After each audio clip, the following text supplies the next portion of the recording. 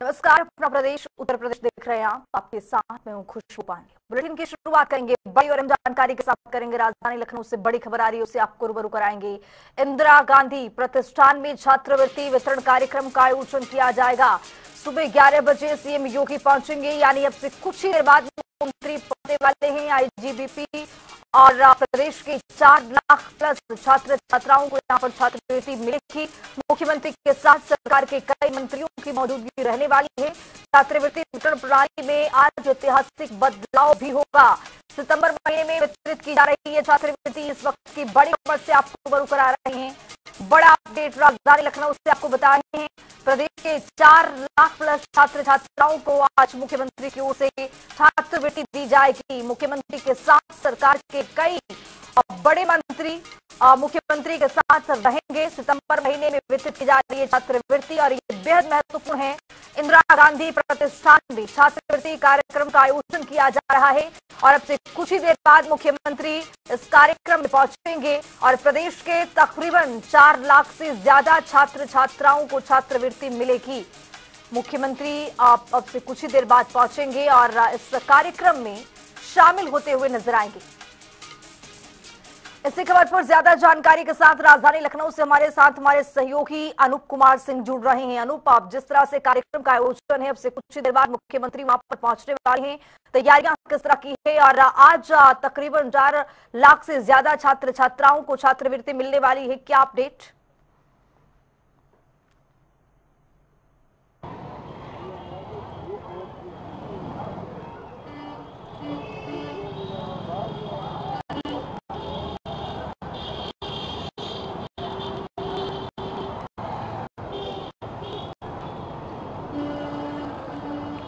देखिए, मुख्यमंत्री योगी आदित्यनाथ अभी 11 बजे के आसपास इंदिरा गांधी प्रतिष्ठान में पहुंचेंगे और आज उत्तर प्रदेश के छात्रों का दिन है, क्योंकि छात्रों को ये समझिए छात्रवृत्ति नहीं, एक तरीके से प्रोत्साहन राशि है। छात्र मेहनत करते हैं, कहीं न कहीं सरकार का छात्रों के लिए एक सहयोग है। उनकी पढ़ाई को लेकर के, उनके अभिभावक जो है उनकी सहायता के लेकर के निश्चित रूप से आज 4 लाख से ज्यादा जो छात्रों को छात्रवृत्ति दी जाएगी, कहीं न कहीं उसको लेकर छात्रों के लिए एक बड़ा विषय है। दूसरा, समाज कल्याण विभाग की एक अच्छी सोच कह सकते हैं, अच्छी पहल कह सकते हैं। हालांकि छात्रवृत्ति की जो पैसे थे वो पहले थोड़ा सा कम मिलते थे, उसके बाद योगी सरकार ने अभी छात्रवृत्ति के भी रुपए बढ़ाए हैं, पहले से अधिक देने के लिए कहा है।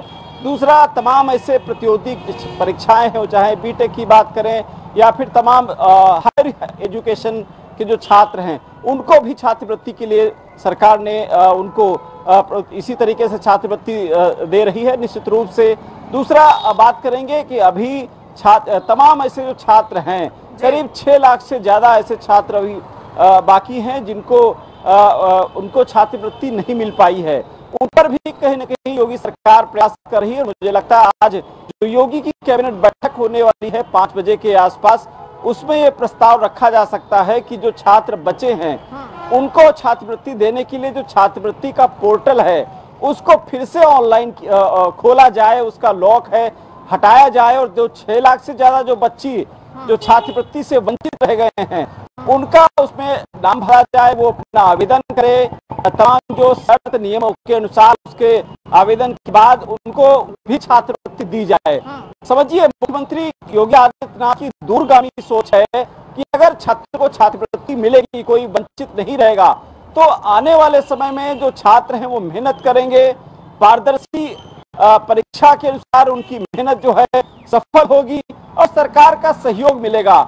यही वजह है कि शिक्षा को लेकर के बेहद चिंतित भी रहते हैं मुख्यमंत्री योगी आदित्यनाथ और प्रयास भी करते रहते हैं कि शिक्षा में गुणवत्ता आए। उत्तर प्रदेश के जो बच्चे हैं वो पढ़े, मेहनत करने वाले ही बच्चे आगे बढ़ पाए और यही वजह है कि नकद माफियाओं पर लगाम लगी। उसके बाद बच्चों कि जो स्कूलों में, चाहे कायाकल्प के माध्यम से बात करें, स्कूलों के जो बिल्डिंग थी उनका निर्माण किया गया, उनका सौंदर्यीकरण किया गया, उनको मजबूत किया गया। अध्यापकों को भी कहीं न कहीं शिकंजा कसा गया कि अब तो आपको पढ़ाना ही पड़ेगा। तो उसी हिसाब से सरकार भी सहयोग कर रही है कि छात्रों को किसी प्रकार की दिक्कत न हो, उनके परिजनों को सहयोग मिले और यही वजह है करीब आज जब बच्चों के खाते में सीधे रुपए ट्रांसफर होंगे, मुख्यमंत्री योगी आदित्यनाथ करेंगे, तो कहीं ना कहीं उनको एक बड़ी सहायता की, राहत की भी सांस मिलने वाली है आज। बिल्कुल अनूप, बने रहिए, आगे भी आपसे अपडेट लेते रहेंगे। लेकिन आज मुख्यमंत्री इस कार्यक्रम में शामिल होंगे तो तकरीबन 4 लाख ऐसे छात्र छात्राएं होंगे, और जिसमें इस कार्यक्रम में वितरित किया जाएगा छात्रवृत्ति, और इसके साथ साथ मुख्यमंत्री के साथ कैबिनेट के मंत्रियों की भी मौजूदगी रहने वाली है।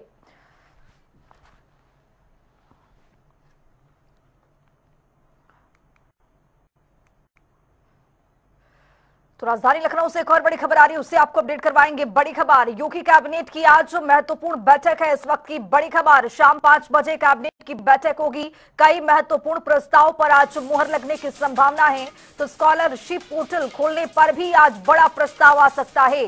6 लाख छात्राओं को आज स्कॉलरशिप मिलने वाला है, और सरकार इसी दिशा में आगे बढ़ती हुई दिखाई दे रही है। सरकार का एक बड़ा लक्ष्य है कि प्रदेश के जो युवा हैं, छात्र छात्राएं हैं, उनको हर रोज शिक्षा के क्षेत्र में या फिर रोजगार के क्षेत्र में आगे बढ़ाया जाए।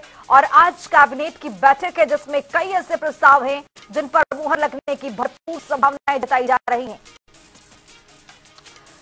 तो इसी खबर पर ज्यादा जानकारी के साथ हमारे सहयोगी अनूप कुमार सिंह जुड़ चुके हैं। अनूप, आज कैबिनेट की बैठक भी है और इसमें कई ऐसे प्रस्ताव हैं जिन पर मुहर लग सकती है। वो प्रस्ताव कौन कौन से हो सकते हैं, और 6 लाख छात्राओं को यहाँ पर स्कॉलरशिप भी मिल सकती है, इस पर भी कोई फैसला आने की संभावना? अनूप, देखिए खुशबू, आज 2 बैठकें हैं। मंत्रिपरिषद की बैठक है, मंत्रिमंडल की भी बैठक बुलाई गई है।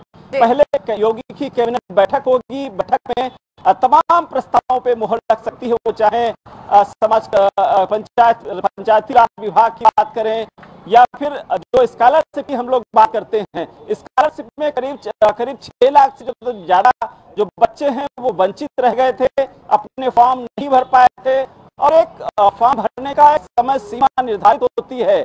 उसके बाद वो साइट लॉक कर दी जाती है, समाज कल्याण विभाग उसको लॉक कर देता है।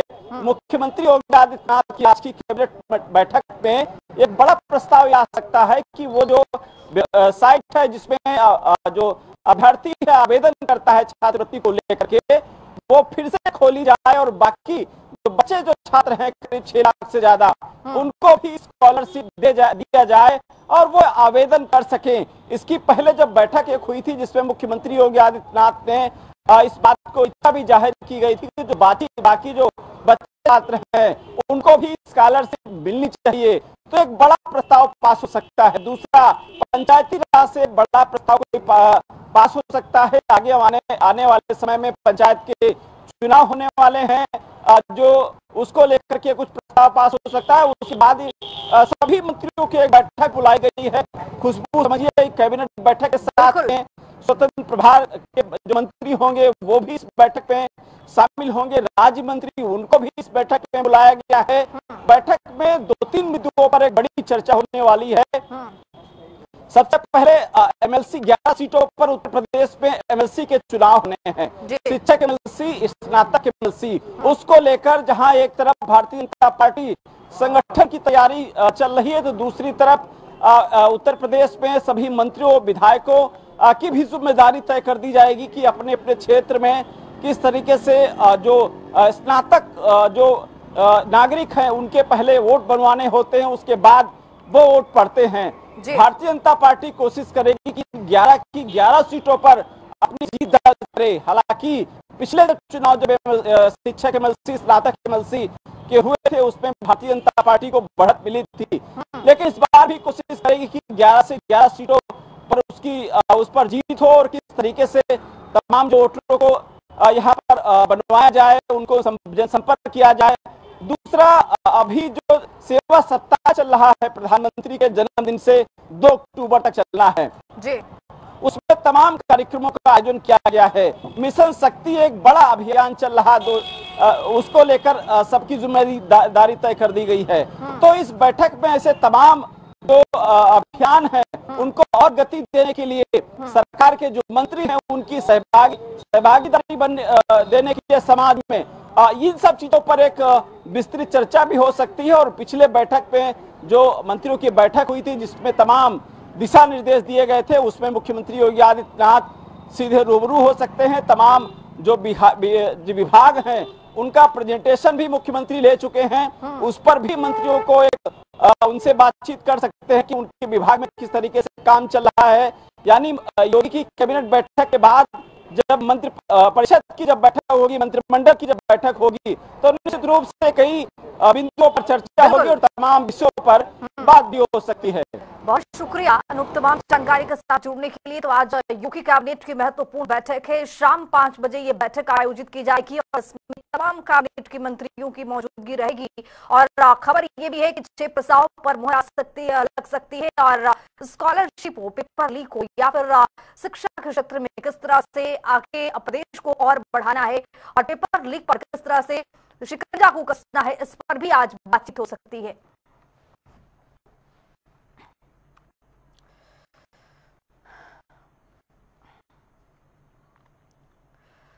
तो कानपुर से सपा के पूर्व विधायक इरफान सोलंकी 34 महीने बाद जेल से बाहर आएंगे और गैंगस्टर एक्ट मामले में इलाहाबाद हाईकोर्ट ने गुरुवार को इरफान, उनके भाई रिजवान समेत 4 लोगों को जमानत दी है। वहीं हाईकोर्ट पहुंची विधायक पत्नी नसीम ने कहा कि पौने 3 साल से जारी संघर्ष का सफर आज पूरा हुआ है। वहीं इरफान के वकील इमरान उल्लाह ने कहा है कि आज गैंगस्टर एक्ट में लास्ट बेल थी, उम्मीद है कि इरफान जल्द बाहर आएंगे। आटावाला और रिजवान सोलंकी को अक्यूज थे जिसमें इरफान सोलंकी साहब की बेल पिटीशन कनेक्टेड थी। माननीय न्यायालय ने इनको जमानत दिया है। इरफान सोलंकी पे इस मुकदमे के अलावा 6 मुकदमे और लगाए गए थे जब वो जेल के अंदर थे। 2 मुकदमे और थे जिसमें सबने माननीय न्यायालय ने उनको जमानत पहले ही दे दी थी। ये लास्ट केस है। आज उनकी क्योंकि जमानत हो गई है, तो हालात में भी इस लड़ाई को लड़ा और आज हम लोग जो है एक मकाम पे पहुंच गए। आज हम लोग को सारे मामलों में जमानत इस बात बहुत 100% रहा है। मतलब पार्टी ने और राष्ट्रपति जी ने सबने मेरा बहुत साथ दिया। मेरे साथ मेरी जनता, मेरे पार्टी, मेरे लोग, मेरा परिवार, मेरे सारे जो वकील जो हमने लोग कर तो हम लोग सबने मिलकर एक लड़ाई लड़के आज हम लोग। तो धार्मिक पर्यटन को आकर्षक बनाने के लिए 8 अक्टूबर को केंद्रीय वित्त मंत्री निर्मला सीतारमण भव्य बृहस्पति कुंज का उद्घाटन करेंगी और इस कुंड को विशेष रूप से दक्षिण भारतीय श्रद्धालुओं को ध्यान में रखकर नया स्वरूप दिया गया है। यहाँ दक्षिण भारत के महान संतों और महापुरुषों की प्रतिमाएं स्थापित की गई हैं। उद्घाटन से पहले वित्त मंत्री के सचिव, केंद्र सरकार के अधिकारी और जिला अधिकारी निखिल टीकाराम फुंडे ने स्थल का निरीक्षण भी किया है। बताते चले आपको कि जीर्णोद्धार और मूर्ति स्थापना का कार्य अंतिम चरण में है।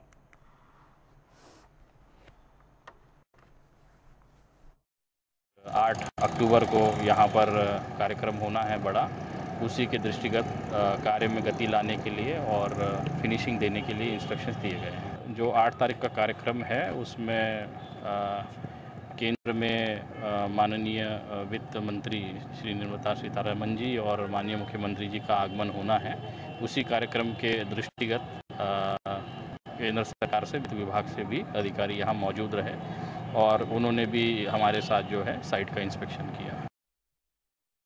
तो नवरात्रि के 5वें दिन प्रयागराज के शक्तिपीठ आलोप शंकरी समेत दूसरे देवी मंदिरों में सुबह से ही भक्तों का जनसैलाब देखने को मिल रहा है।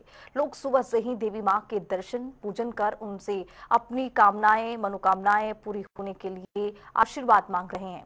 नवरात्र के 5वें दिन शक्तिपीठ आलोप शंकरी समेत देवी मंदिरों में माता स्कंदमाता रूप में आज मां का श्रृंगार किया गया है और मंदिरों में श्रद्धालुओं का तांता लगा हुआ है और आज 5वें स्वरूप की पूजा अर्चना की जा रही है। हालांकि सुरक्षा के बंदोबस्त किए गए हैं। सुरक्षा के बड़े पैमाने पर सुरक्षा व्यवस्था दुरुस्त की गई है और मंदिरों में भारी संख्या में जो श्रद्धालु हैं वो रुक कर रहे हैं। प्रयागराज की तस्वीर आपके सामने है।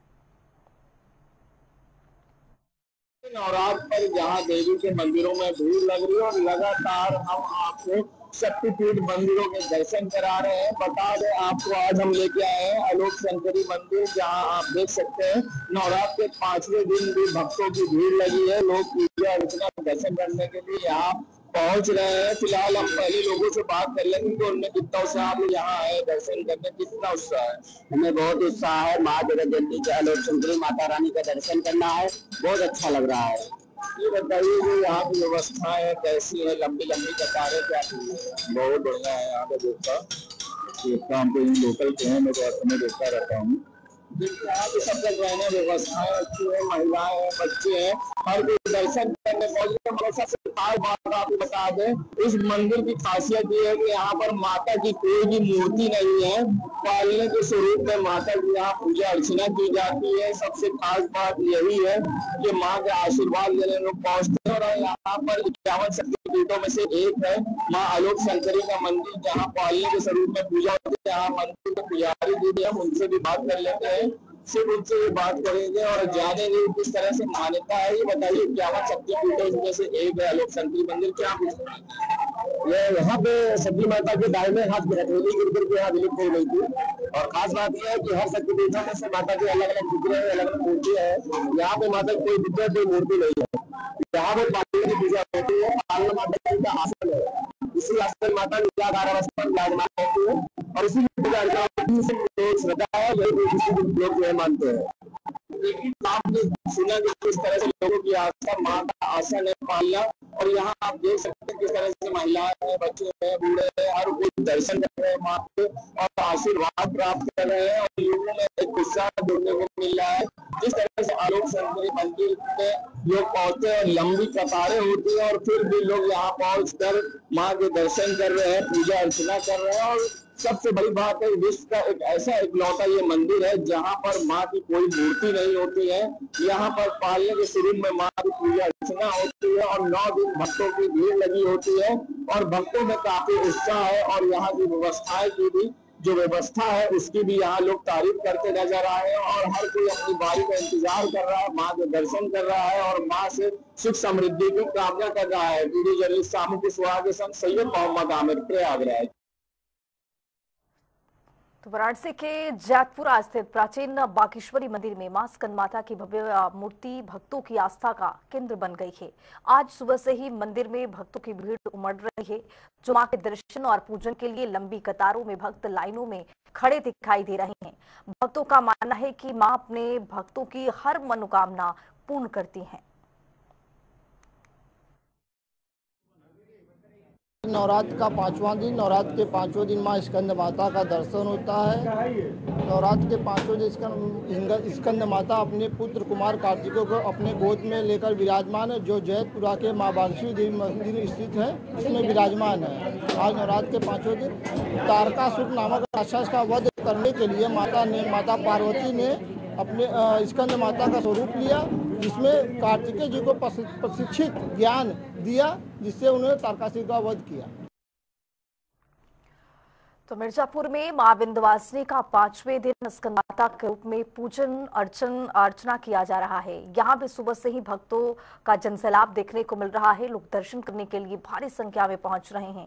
भगवान स्कंद यानी कार्तिकेय की माता होने के कारण इस 5वें स्वरूप को स्कंद माता के नाम से जाना जाता है और ये कमल के आसन पर विराजमान है, इसीलिए इन्हें पद्यासन देवी भी कहा जाता है। और लंबी लंबी कतारें आज देखने को मिल रही हैं और यही वजह है कि आज 5वें दिन भी विंध्यवासिनी की पूजा करने के लिए मिर्जापुर में लोगों का जनसैलाब उमड़ रहा है। सुबह शाम आरती की जाती है मां की और यहाँ की खास मान्यता भी है। लोग कहते हैं कि जो भी भक्त अपने मनोकामना को लेकर जाते हैं, मनोकामना यहाँ पर पूर्ण हो जाती है। मिश्रा राजन गुरु विंध्याचल धाम। आज नवरात्र का 5वां दिन है, पंचमम स्कंद मातेति। आज के दिन भक्त स्कंद माता के रूप में भगवती का पूजन करते हैं। पुराणों में आया है कि सिंहासनगता नित्यम पद्माधृत करद्वया शुभदास्तु सदा देवी स्कंद माता यशस्विनी। भगवती का बड़ा ही सुंदर स्वरूप है। सिंह पर आरूढ़ हैं, 4 भुजाएं हैं, एक भुजा से भगवान स्कंद को अपने गोद में ली हुई है। हम अपना मनोकामना मांगे थे, वो पूर्ण हुआ है। पूर्ण हो गया है। कितने वर्षों से आ रहे हैं विदेश से? फर्स्ट बार आए हैं। कैसा लगा? बहुत अच्छा हुआ है। हम मिलकर कला दुर्गा माता से परिवार के साथ हैं? नहीं, हम लोग दोस्तों के साथ हैं। फिर क्या व्यवस्था कैसी रही? बहुत अच्छा व्यवस्था है, हर एक चीज का मतलब व्यवस्था है। बहुत खुश हुए हैं आकर। अच्छा लग रहा है? बहुत अच्छा लग रहा है, माता जी बहुत अच्छा। जय माता दी। तो ये बुलेटिन में आगे बढ़ेंगे। बड़ी खबर आ रही है, उससे आपको रूबरू कराएंगे। बड़ी खबर, बड़ा update, breaking news. Rahul Gandhi की याचिका पर हाईकोर्ट में आज हाईकोर्ट में सुनवाई है और 3 सितंबर को इलाहाबाद हाईकोर्ट ने इस फैसले को सुरक्षित रख लिया था, लेकिन वाराणसी एमपी एमएलए कोर्ट ने आज इस फैसले को चुनौती दी है। जस्टिस समीर जैन के सिंगल बेंच आज इस फैसला सुनाएगा। सिख समुदाय को लेकर राहुल गांधी ने बयान दिया था और इस पूरे मामले को लेकर आज हाईकोर्ट में सुनवाई है और इस बार उम्मीद यह है कि कोई बड़ा फैसला आ सकता है। बताते चले आपको कि 3 सितंबर को हाईकोर्ट ने इस फैसले को सुरक्षित रख लिया था, लेकिन आज कोई बड़ा फैसला आ सकता है। जस्टिस समीर जैन की सिंगल बेंच में सुनवाई है। सिख समुदाय को लेकर राहुल गांधी ने बयान दिया था, जिसके बाद ये याचिका डाली गई और हाईकोर्ट में आज इस पूरे मामले को लेकर सुनवाई है। 3 सितंबर को इलाहाबाद हाईकोर्ट ने इस फैसले को सुरक्षित रख लिया था। वाराणसी एमपी एमएलए कोर्ट के फैसले को यहां पर चुनौती दी गई थी हाईकोर्ट में और आज हाईकोर्ट की ओर से कोई बड़ा फैसला आ सकता है। सिख समुदाय को लेकर राहुल गांधी ने जिस तरह से बयान दिया था, ये मामला पूरी तरह से विवादों में आ गया। उसके बाद याचिका लगाई गई और इस पूरे याचिका में सुनवाई भी हुई एमपी एमएलए कोर्ट में वाराणसी में, लेकिन इस एमपी एमएलए कोर्ट को चुनौती दी गई हाईकोर्ट में और हाईकोर्ट से कोई बड़ा फैसला आता हुआ आज दिखाई देगा। सैयद मोहम्मद आमिर इसी खबर पर ज्यादा जानकारी के साथ प्रयागराज से हमारे सहयोगी जुड़ रहे हैं। सैयद, क्या अपडेट है, चूंकि आज कोर्ट से बड़ा फैसला आ सकता है? तो देखिए, आज ये बड़ा फैसला आ सकता है। राहुल गांधी को राहत भी मिल सकती है और झटका भी लग सकता है। ये तो फैसला आने के बाद ही स्पष्ट हो पाएगा, क्योंकि हाईकोर्ट में आज फैसला आना है। करीब 2 बजे के बाद आएगा। जस्टिस समीर बेंच की सिंगल बेंच में सुनवाई हो रही है और सिख समुदाय को लेकर राहुल गांधी का जो बयान था अमेरिका में, उस पर ये पूरी जो मामला था, विवाद था, जिसको लेकर एमपी एमएलए कोर्ट ने फैसला सुनाया था। क्रिमिनल रिवीजन याचिका जो कि हाईकोर्ट में दाखिल की गई थी, उस पर पूरी सुनवाई हो गई थी और आज इस पर फैसला आना है। जी सैयद, वाराणसी के एमपी एमएलए कोर्ट को हाईकोर्ट में ये बड़ी चुनौती दी गई और 3 सितंबर को ये देखा गया कि कोर्ट की ओर से इस फैसले को सुरक्षित रख लिया गया, लेकिन आज ये दिन है कि इसमें कोई बड़ा फैसला आ सकता है। एमपी एमएलए कोर्ट को चुनौती क्यों दिया गया, वजह क्या रही? देखिए, एमपी एमएलए कोर्ट ने जो इस पूरे मामले पर सुनवाई शुरू की, तो उसके बाद ये हाईकोर्ट में इसके कांग्रेस की तरफ से, राहुल गांधी की तरफ से चुनौती थी। खा मामले में कोर्ट का फैसला आया, फिर इरफान सोलंकी मामले में आया, तो आज लोगों की नजर राहुल गांधी के फैसले पर भी टिकी हुई है। चलिए, बहुत शुक्रिया सैयद तमाम जानकारी के साथ जुड़ने के लिए। तो आज आपको बताते चले कि वाराणसी एमपी एमएलए कोर्ट के फैसले को राहुल गांधी की ओर से ही इलाहाबाद हाईकोर्ट में एक बड़ी चुनौती दी गई और आज इस पूरे मामले को लेकर सुनवाई है। 2 बजे बाद कोई बड़ा फैसला आ सकता है। देखना दिलचस्प होगा कि क्या राहुल गांधी को राहत मिलती है या फिर ये मामला उलटफेर हो सकता है। तो चलिए, फिलहाल इस बुलेटिन में अभी इतना ही। देश और दुनिया की तमाम खबरों के लिए बने रहिए जनता टीवी के साथ।